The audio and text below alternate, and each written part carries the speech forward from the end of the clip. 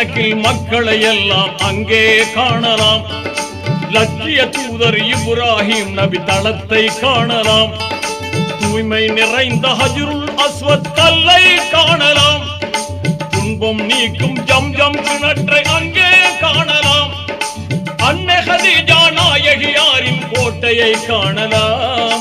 அன்னை ஹதீஜா நாயகியாரின் கோட்டையை காணலாம். அருமை மகனார் பாத்திமா பிறந்த வீட்டை காணலாம். புனித வீட்டை காணலாம்.